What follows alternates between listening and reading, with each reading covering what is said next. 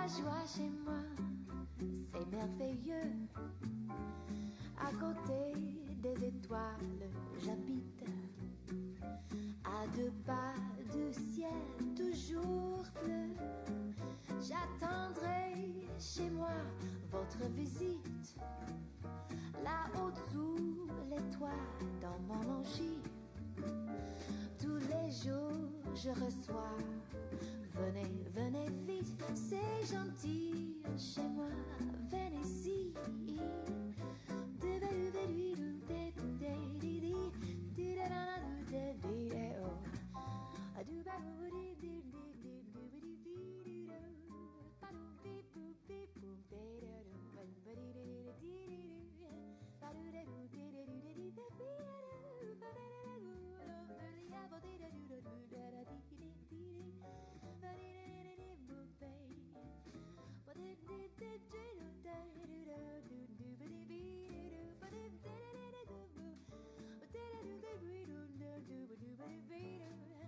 Venez, venez, venez vite.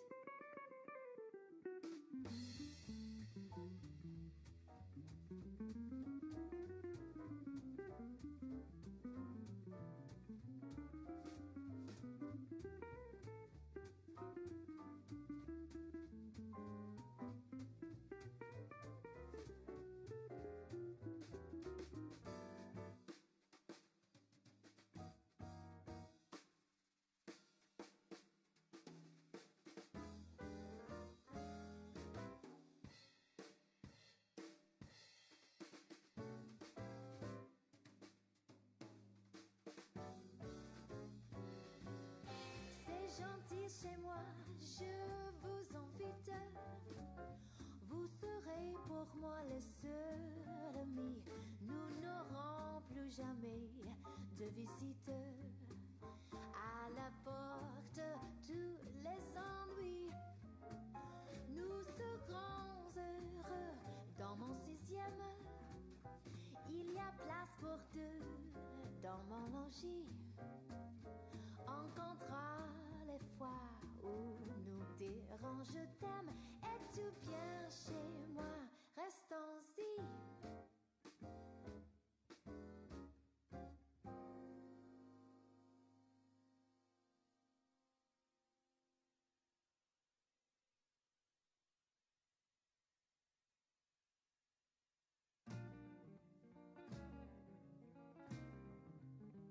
That bird with feathers of blue is waiting for you.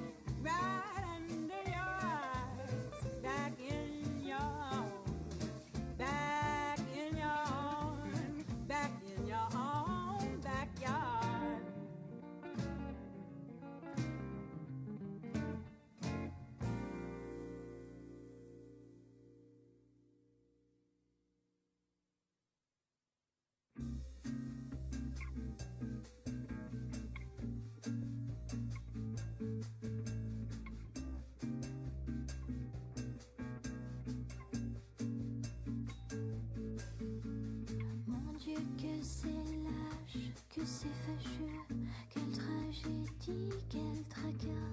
Mon Dieu que c'est vache, mon amoureux est reparti là-bas. Mon Dieu que c'est triste, il me met si peu, moi je l'aimais tant je crois. Mon Dieu tu t'en fiches, toi tu n'as Dieu que pour une autre que moi. Même si le temps passe, je n'oublie pas. La samba des jours avec toi. La samba des jours avec toi. La samba de mon cœur qui bat. La samba des jours avec toi. La samba des jours avec toi. La samba de mon cœur qui bat. Samba de mon cœur qui bat.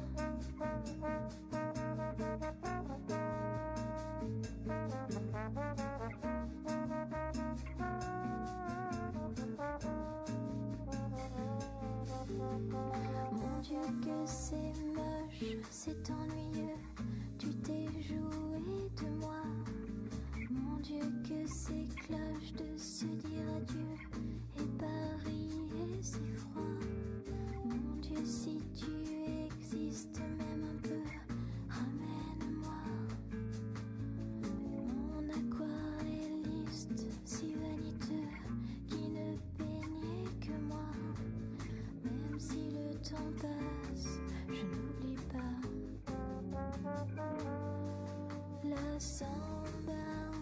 La samba des jours avec toi. La samba des jours avec toi. La samba de mon cœur qui bat. La samba des jours avec toi. La samba des jours avec toi. La samba de mon cœur qui bat. Samba de mon cœur qui bat.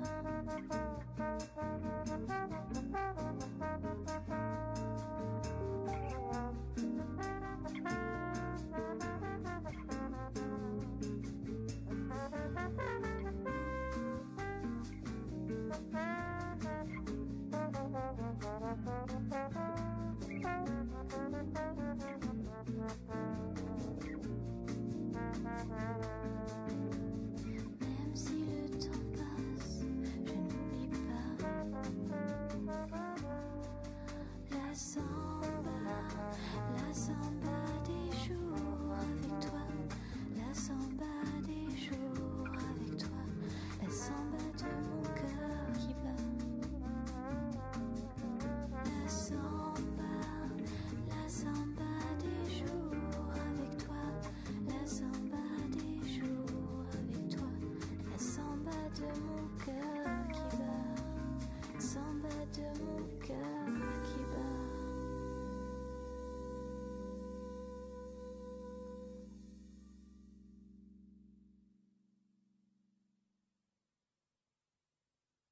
What a difference a day made. 24 little hours brought the sun and the flowers where there used to be rain. What a difference a day made. 24 little hours brought the sun and the flowers where there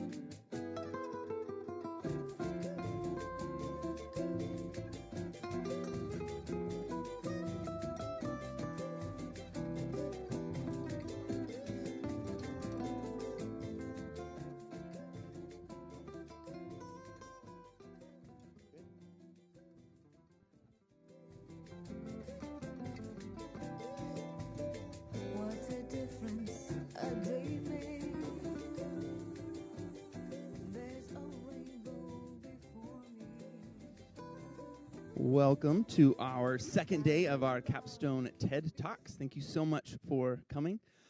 Students in Capstone have the opportunity to study a topic in depth. Throughout the course of the semester, they write a research paper, they do research, write a research paper, and finish with a project. Today is the final piece where they present the semester's worth of work, all of their learning in a 15-minute TED Talk. This is a recorded event, so I ask that if you do need to leave, that you exit through the side. The middle is comes in line of the camera. Please take out your phone and go ahead and turn it on silent. Make sure it will not interrupt our speakers. Today we have two students up first. We have Timothy Santiago speaking on visual storytelling.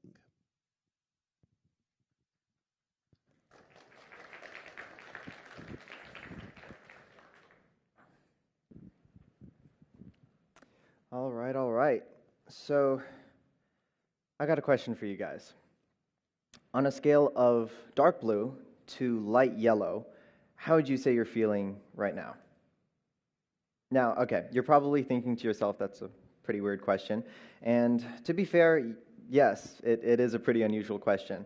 But here's my point with this. I believe that color can quantify emotion. For instance, if I come up to you and I say, you know what, I'm feeling kind of blue, well, you know what I mean. I'm feeling maybe a bit sad, maybe a bit down, but essentially I'm using a color, blue, to describe how I feel. Now, more than just that, the color of an object or of a character or of a person or of anything actually changes the way we feel about it.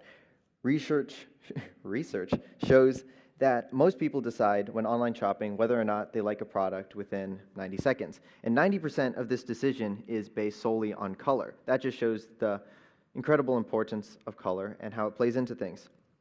Now, similarly to this, lighting and framing can also change your perception of a person or a thing that is there. So, today I'm here to talk to you guys about visual storytelling and how in the hands of a cinematographer or a visual artist, it can help you enter into the story that they're trying to tell and help you just get their message across.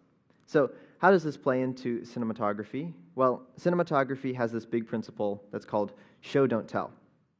And essentially what show, don't tell means is to tell a story, you want to show it to the audience so they feel it and not tell it. To break it down more simply, if you're watching a B-level movie and the main character has to turn to his sidekick and be like, I think we're in danger. It's lazy cinematography. You should be able to feel that and not have to see that in the script. So, what is visual storytelling? Well, visual storytelling is, as the name suggests, storytelling with visuals. So, say something like a photograph, for instance. There's no sound, there's no dialogue within it, but just using the key elements of the subject, the color of it, the framing, all these things should play into a larger story that you should be able to then find out. That is visual storytelling. Now, why does that exactly matter? Well, it matters because it's everywhere, whether you're watching a movie or seeing some pictures, even famous artwork, masterpieces, or even your Instagram feed. Your Instagram feed has visual storytelling in it. Granted, some of it's probably a bit more thought through, but even that, everything has visual storytelling within it. So, I know this sounds complicated and there's a whole bunch of stuff going on, and your question might be, how exactly do they do it? Well, let's start off with color. So a few years ago, a New York film teacher, he's teaching film in New York, and he decided to do an experiment because he noticed that there are quite a few decisions made about color that students just tended to make without thinking much about it, and there was a lot of agreement. So he thought, well, is there more behind it? So he conducted an experiment. So it's a fairly simple experiment, actually. He started off with the color red. He asked a bunch of students to bring something red to the class next day, and as you would expect, they brought something red. But not only were there physically red objects, there were also things such as rock and roll music, spicy like cinnamon candies, salsa, chips, things like that aren't necessarily red. Like music doesn't have a color, and yet it fit with the mood of the atmosphere. So he continued, and he decided the next day to try blue, and he did that. And that prompted people to bring new age music, mints, all these things that weren't inherently blue, but everybody thought of as being blue. So he continued to write on a book by the title of If It's Purple, Someone's Gonna Die. If you're, I don't know, interested in visual storytelling and things like this, I suggest you check it out. Super fascinating book. But that's sort of what he did with color. And he emphasized the importance of how that's a tool to a cinematographer and how it's actually being used. So here's some like practical examples that you guys might actually know of how it's used in some of the movies you guys might know. So for instance,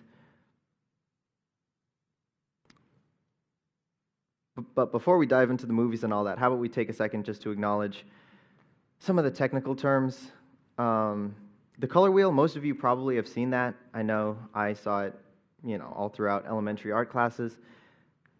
Different colors within that have their own connotation, but generally speaking, just for today, we'll talk about warm colors and cool colors. Warm colors are like red, yellow, orange, things like that. They're more friendly colors, more warm, forgiving, nurturing sort of feeling. Cold colors are a bit harsher. Those are your blues, your greens, your purples. Especially in movies, those are a bit more harsh and have that sort of connotation. When describing a specific color, we got hue, saturation, and luminance. Hue is the color itself. Saturation is essentially how vibrant it is. Lightness or luminance is how much light or how little light there is in a color. So specifically in movies and TV shows, first up, we have Walter White from Breaking Bad. So as you can see, somebody did all the hard work for me and took his wardrobe and divided it by color, by season. So if you look at those little lines, those are just individual colors that he wore throughout that season. Now, towards the beginning, you can see that he was wearing yellow, green, light pastels, beige, but as his character sort of descended and went downhill and kind of descended into madness, you can see his wardrobe actually shift into purple, maroon, dark brown, then eventually black and super dark colors. In an interview with the director, he said that, yeah, this was actually intentional, and they spent a lot of time figuring out wardrobe and how that reflects a character's progression. Another example is The Village. I don't know if you guys have seen this movie. It's super good, also super terrifying. And part of the reason it's so terrifying is the usage of the color red.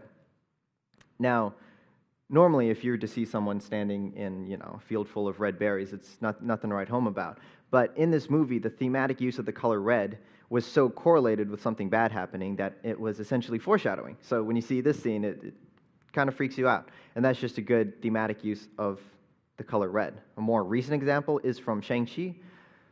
I don't know how many of you guys have seen that, but if you have, you kind of know about his different relationship with his father and with his mother.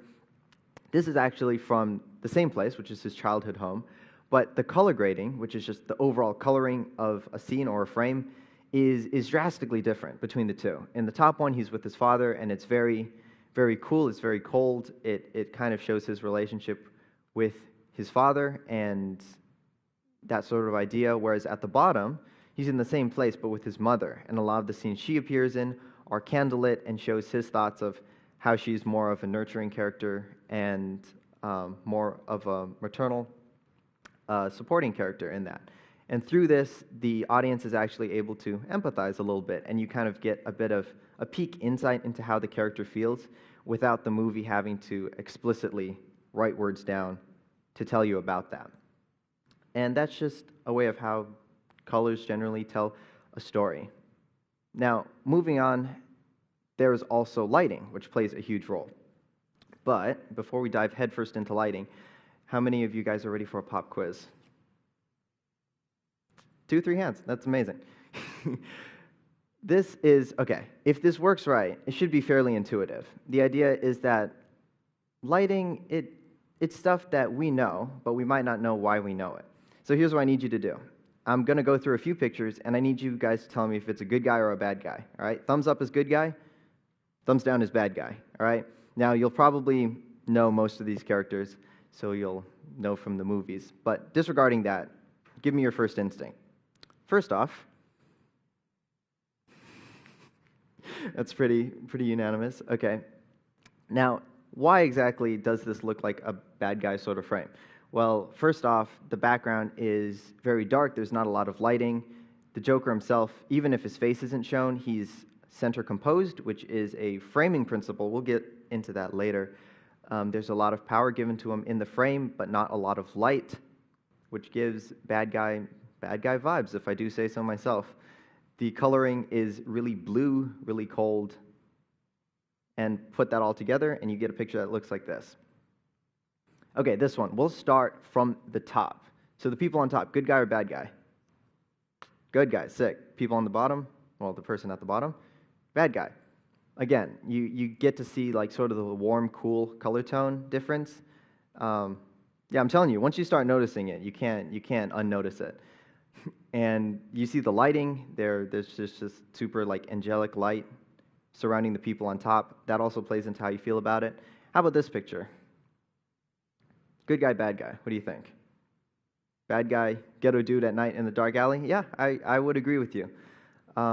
Fairly self-explanatory. It's a silhouette. It's very, very minimal lighting. The character himself isn't even lit. It's just a silhouette of the character. Now, this is from the King's Speech. Good guy, bad guy. What do you think? Good guy, yeah. It's soft light. I'll get more into detail about soft light.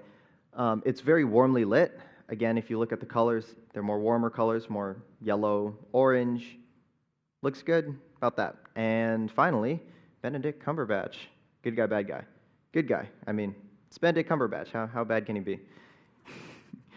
You can see, again, it's very warmly lit, soft light, really good looking scene. So, not only do things like this make sense, but I think there's just some things that inherently most people agree upon. For instance, if you have a character that's like lurking in the shadows for the majority of a movie and saying random stuff, they have antagonistic tendencies, and it's fairly intuitive. However, lighting does have more soft nuances, such as harsh light and soft light. And what I mean by this is harsh light is when you go out on a really sunny day and you look down at your shadow and you can see a really clear cutout of your shadow. That's harsh light. It means the sunlight's coming straight at you, it's just beaming down, and you get a really harsh shadow. Generally, movies don't use this because it makes your face, like, the bright is really bright, the dark is really dark. You'll see a lot of blemishes and stuff like that. So they use soft light, which is when you go out on a cloudy day, the clouds act as diffusion and bounce the light around, which is why you don't see your shadow on a super overcast day. You just look down and you see gray, because it's overcast. And that's diffuse light. So in a movie setting, they normally put up sheets of diffusion, which serve to make the light softer, and it makes the scene more well lit, the actors look better, everything looks amazing. However, by using harsh light in very specific circumstances, they can actually convey emotion. What do I mean by this? Well, this picture is from Casablanca, which is an older movie, a real classic. But you can see the character here is lit with very harsh light. Because of the harsh light, you can see the wrinkles on his forehead. The whole scene has a feeling of tension. You can almost feel the emotional distress that the character is in. Just because of the harsh lighting, it really adds that much to a scene. Or a more recent example is Dune. On a quick side note, the cinematography in Dune is it's actually amazing. But one of the things that made it so great is they used almost exclusively natural sunlight, which is, as we mentioned earlier, pretty harsh and also very hard to reproduce in studio. But because of the harsh light, they got to give that feel of like a raw desert, super bright, contrasty feel. And we're able to get shots kind of like this, where in studio, that's hard to recreate without extensive CGI. But just because of the use of natural sunlight, you get very harsh lines and that raw feel that the movie's going for. And I think at its essence, movies and visual art are very, very focused around light. Photography, by definition, is the art of capturing light, and movies are just motion pictures. So the subtle ways that light is changed can change the whole way of how a frame feels. So the last thing I'll talk about is the rules of framing. Now, framing, unlike the previous two, there are more strict rules to framing. You guys have probably heard a lot about these. Say like the rule of thirds. You've probably heard that from your friendly neighborhood photography teacher. Level horizons, whole bunch of fun stuff like that. But as with anything else, rules are meant to be broken. I'm kidding, don't take that too seriously. But in breaking the rules of framing, you can actually tell stories. I'll explain. For instance, a few weeks ago, I was watching Quiet Place with a few of my friends, and I stopped the movie and I was like, look, okay, I've never watched the movie before, I don't really care what's going on, but correct me if I'm wrong, that child is evil. Why did I say that? Well, okay, first off, the kid is center composed. Normally, the rule of thirds means he's on the third and he's facing inwards. You know, there's lots of space, there's dialogue going on. But no, here, the kid is like smack dab in the middle, the camera's following him, there's a lot of power given to him, which normally means really, really good guy, or in this case, a very sus child. I'll let you watch Quiet Place to find out how that goes down. So that's just sort of what I mean by breaking the rules of composition. Here you get the beautiful zoomed-in face of Tom Cruise. This is from Mission Impossible. This is called a Dutch tilt. Normally, horizon lines are level, meaning everything is flat. But a Dutch tilt means it's not level. Now, while that's not the most aesthetic thing normally, in this situation, it creates a sense of tension. And I don't know. So some people say Dutch tilts are overused, but I think that it's a great way to create a sense of tension just by the very subtlest, 10 to 15 degree tilt of the camera. Something else, center composed, we were just talking about that. The center of the frame normally isn't where you're supposed to place a subject, but when you do, they're very prominent, and they have power over both sides of the frame, and it gives a lot of importance to that character. Something else, also a bit of trivia for you guys, movies do have direction. Generally speaking, a lot of the time, the direction that things move within a movie is left to right. So if someone's going on an adventure, they start on the left side of the frame, and they'll move on to the right, whether they're taking a train, whatever they're doing, the movement most of the time will stay consistent and go left to right.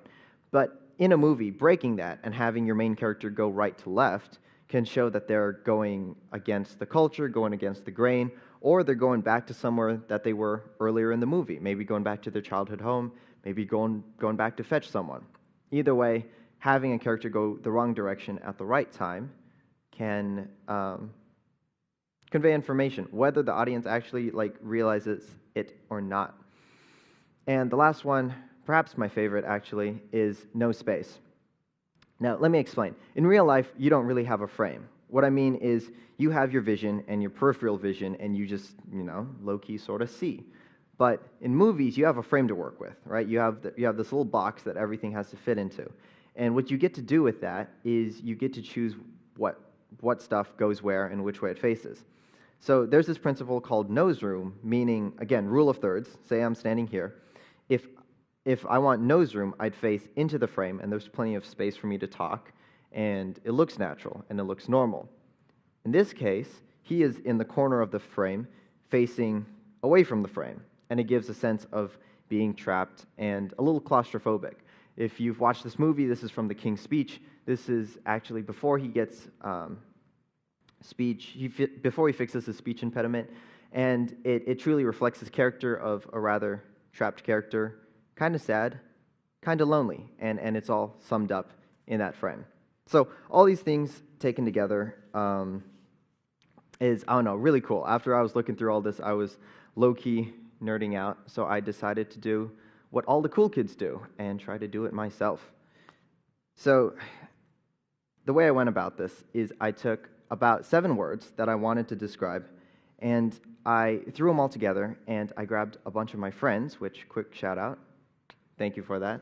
It's a lot of fun. And I tried to use these principles to try to encapsulate the meaning of the words. So here are 7 pictures and 7 words for your enjoyment.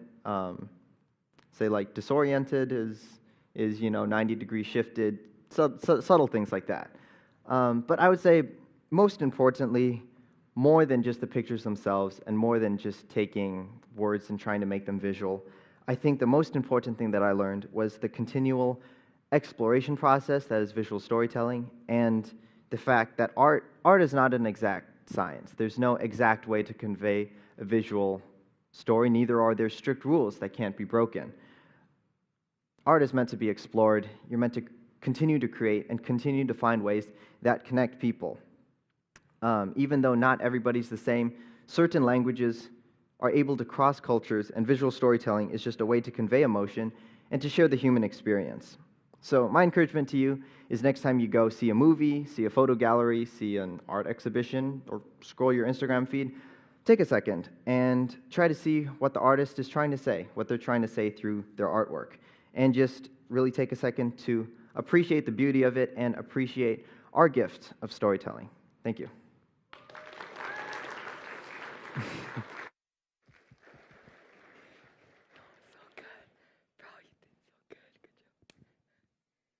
Thank you, Tim. Up next, we have Juyoung Kim speaking on Shall We Dance?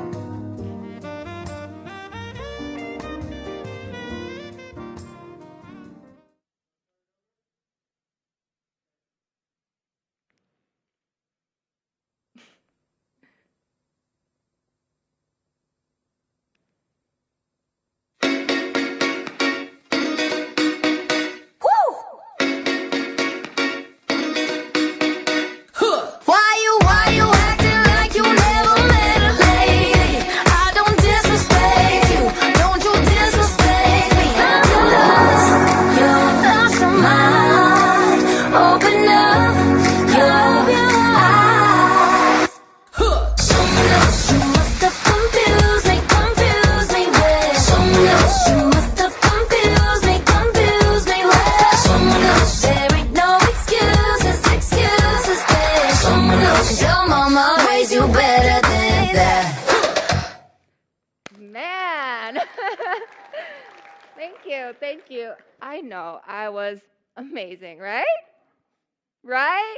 Thank you. Ladies and gentlemen, if you think my dance was not great, or if you think that was not fun, or if you had no idea what I was doing, you all have some serious trouble. So what was I doing? Duh, I was dancing, obviously. Now, I know some of you in this room think that you can't dance. That is a lie. Let's do a simple exercise to prove that everyone in here can dance. Everyone, I want you to follow me. Put your arms out like this, and then we're going to go right and left. And then we're going to do the same thing, but with our hands in together. So we go right and left. And this time, we're going to step our foot like this, right? And we're going to do the hand motion and the feet together. Are you ready?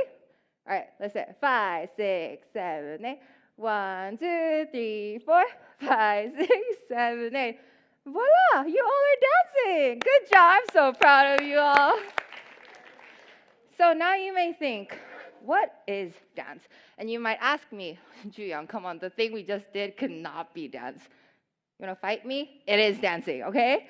Dancing is the most outgoing physical activity that people all around the world enjoy. Dance is defined as a rhythmic body movement to express an idea, emotion, energy, and it is also a form of communication. There are so many different styles of dance that we know of. We have the 80s, 90s pop-in dance. We have the classic ballet. We have the cute tap dancing. We have my favorite hip-hop. And of course, worldwide famous K-pop. But dance in the ancient times was not as we know it today. The oldest proof of dance we have is found in a cave in India that was painted 9,000 years ago. And through other historical findings, we can know that dance was a form of ritual, and it was performed at a spiritual gathering or social events that progressively changed throughout history. Some famous dance we know of ritual dances we know of, is the Native American sun dance and the ancient Egyptian civilization dance. Rituals are a form of communications that people did to worship their gods. And civilization dances were for their gods and also to just communicate with their people. But now, dance is a form of art and a fun entertainment, which is why I started to dance. Let me share you a little bit about my dance journey. Cute, right? I don't remember when I started dancing, or yeah, I don't remember. But all I remember is that ever since I was like 3, 4 years old, I remember after I came back from preschool, I would always tell my dad to take me to the TV room and turn on my favorite Korean children dance video. And I just started dancing, like just watched the people dancing, children's dancing, and just followed it. And I could go on for hours until my brother would come and annoy me. Eventually, he joined me. I'm a better dancer than he is. He's probably watching me right now, but hi. And that's me over here at an elementary school performance. Being a foreigner in a foreign country, obviously I had to be on stage to make the school reputation better. But I was good, I think, that they put me on stage every time. But I was always on the back and on the side because I was taller than everyone else, as you can see. But my first dance class experience I had was hip-hop ballet. Hip-hop ballet. Isn't that so cool? Like, is it only me that I find it cool? It's so cool. Like, I was probably in 2nd grade when I first started this dance class. And I had a Russian ballerina as my teacher, and the way she put the elegant ballet and then the powerful hip-hop components together, it was just so much fun. But she made me do splits on my first day of class, and it hurt really bad. Like, it really hurt. So I gave up ballet, and I only liked hip-hop.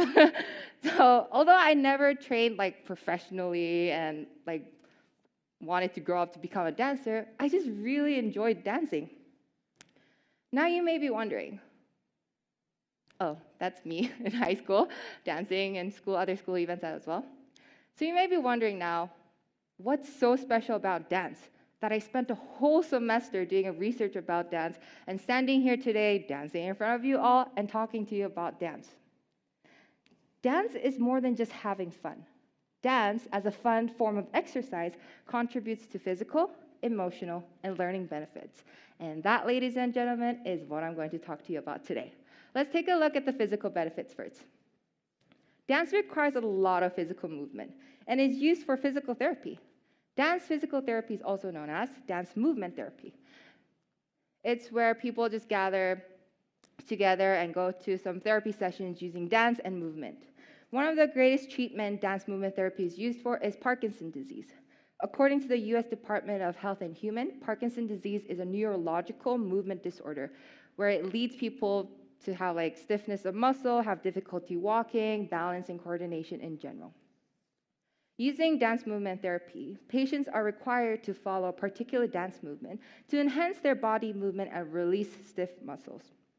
Daniel Tarsi, a Harvard Medical School professor of neurology, stated that dance is a rhythmic auditory stimulation, also known as RAS. And there was a study conducted where they used dance movement therapy and RAS to see if they can see an improvement in the disorder. And of course, patients who were diagnosed with Parkinson's disease were able to enhance their body movement using RAS and going through a dance movement therapy session. As such, dance is a great contribution to physical benefits. Now let's move on to our emotional benefits. Dance is another great factor for emotional treatment. One of the greatest treatment dance is used for emotionally is to treat depression. Depression is an irreversible state of mind disorienting our perceptions and feelings.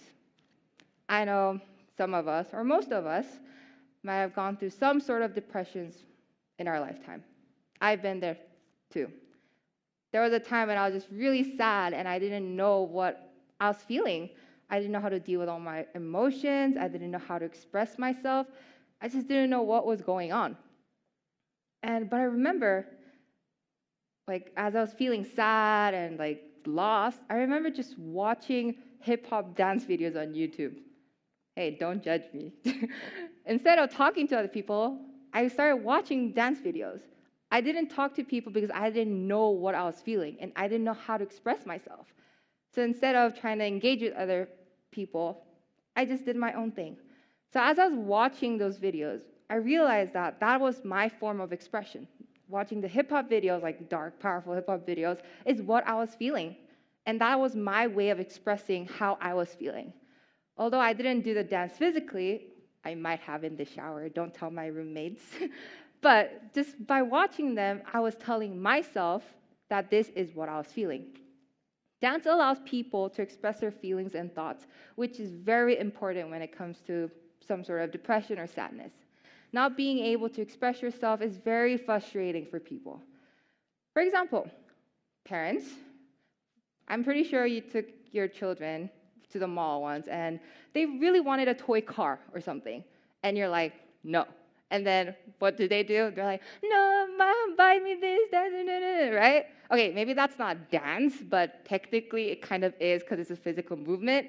I mean, this is a shoulder dance kind of-ish. I don't know. Do you agree? Yes? No? Yeah? Okay, thank you, Kyra. So they're expressing themselves that they are upset and that they're frustrated. It may not be like a proper dance or a hip-hop dance or a ballet, but still, they're expressing them through movement. It is to be said that children who express themselves through any sort of movement are less likely to go through some sort of depressions later in their lives because they're used to expressing themselves. Children who aren't used to expressing themselves, they have trouble as they grow up to talk about their feelings or just to express or feel something in general. A Turkish-based physical education professor conducted an experiment to examine how dance can contribute to one's mood and how it can help build and improve depression levels. So he gathered 120 students and divided them into two groups. So 60 students were under the dance training group, and the other 60 students were in the control group. The 60 students under the dance training group went through an intense 12 weeks of dance training, while the control group just lived their normal lives. And after 12 weeks, the results showed that there was a significant improvement in the dance training group's depression levels. Like they weren't as sad as they were before the dance training, while the control groups, their depression level was somewhat similar, maybe a slight improvement, but not as much. So you can see, dance really helps with depression or some sort of sadness or just getting you to express and know how you really feel. One last benefit we can take a look at is learning benefits. Dance is a great tool when it comes to observational learning. When you first see a dance and when you try learning a dance, what's the first thing you see or do? I just said the answer. You basically see the dance. You watch someone dancing and you try to follow it. Or if you're learning from a YouTube video, you make the video slower and you try to learn it step by step. But you're doing it by watching it. A widespread circuitry network on the cortex of the brain called action observation network is released when dancing. And through this process, their brain function really improves, and it helps reduce the risk of dementia, which is the loss of memory and thinking abilities. Here in the image, you can see that image A is the brain of a dancer, and B, the one under it, is the brain of a non-dancer. The bolded part is when the action observation network is not activated. And as you can see, the one on top has less bolded part, meaning that the action observation network is being activated and is helping the brain function. So parents, if you want your children to be better at memorizing or just learning in general, you should consider sending them to a dance academy or just tell them to come to me and we can just jam together and have fun. For my capstone project, I did a dance project with the dorm students during online school. I covered your faces, don't worry. It was really fun. And I think I did this over 4 weeks. Yes, 4 weeks of time learning 4 different dances. I remember the first dance lessons, I had to yell at everyone, like, that's the wrong move. You're not supposed to do that. Do this, do that. And it was really chaotic. And the dance was fairly easy. It was easy. I'm not kidding. I didn't make them do some hip-hop dance. I made them do a really cute K-pop dance. Maybe it's a personal opinion, but it was really easy. I was just really frustrated how they weren't able to follow what I was doing. And I realized, man, these dorm kids' observational learning skills are terrible. Terrible. I was kind of disappointed, but I was being patient, and I'm like, it's okay. We're here to have fun. But later on, after the second dance session, third dance session, the fourth dance session, there was a massive improvement of the dorm students. I just had to repeat myself once or twice, and they were able to follow the dance movement I was doing. It was really, really impressive. Although the dance was kind of messy, but it was still pretty good. Like the first dance we did was easy, and the last dance was pretty hard. Even I had trouble learning the dance myself. That is because I am the greatest dancer in this room. Right? Right? Yes? Nod your head. Nod your head. Well, and it's just the fact that they were able to learn quickly and faster than before was just something that shows that their action observation network was being released, helping them to know and get familiar with the dance and get to learn it better and faster. It was just really incredible to see. Don't worry, I did not post a video, dorm kids. It's okay. So dance, as I said, is more than just having fun. Just so much more than having fun. Yes, I do it because it's really fun. I love dancing. I'm very passionate about it, although I'm not the greatest dancer in the world, but still, it's really fun. But like I said, there is physical benefits, emotional benefits, and learning benefits. And when these three benefits come together, we're all happy dancers. I asked you a question earlier that some people in this room might think dancing is hard and would not like dancing. And I told you that was a lie. Everyone can dance because dance is basically just rhythmic physical movement. Like this, that has rhythm and that's physical movement, right? So everyone can dance, although not everyone can dance as nice as I do, but everyone can. But my point here is dance because it will make you happy. It has benefits to your health. Physical benefits, emotional benefits, like the way I came out of depression dancing or just watching dance videos. It really, really helps. And I just wanted to share that with you all. That's why I took time to do some research, and I'm standing here to talk to you about it. So since we took a look at the benefits, here's my last question to you. Shall we dance? I am Juyoung Kim, and whenever you're feeling sad or just want to have fun dancing, call me, text me, or slide into my DMs, and I can go dance with you. I'll be your best dance partner. And you know, it's not for you or for me. It's for just everything. Just having fun, for health benefits, and just really everything. I hope today, after today, you'll all go back home, dance in the shower maybe, or just dance while you're cooking, or just doing your homework, just like, you know, be in that vibe. I hope you can all enjoy the fact that dancing is just so much fun and so beneficial to you. Thank you.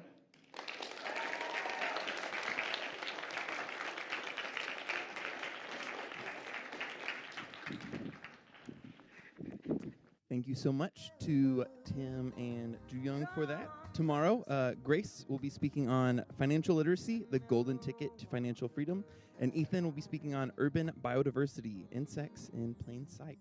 Thank you for being an excellent and participatory audience, and we'll see you tomorrow. Talk to. I want you just the way you are.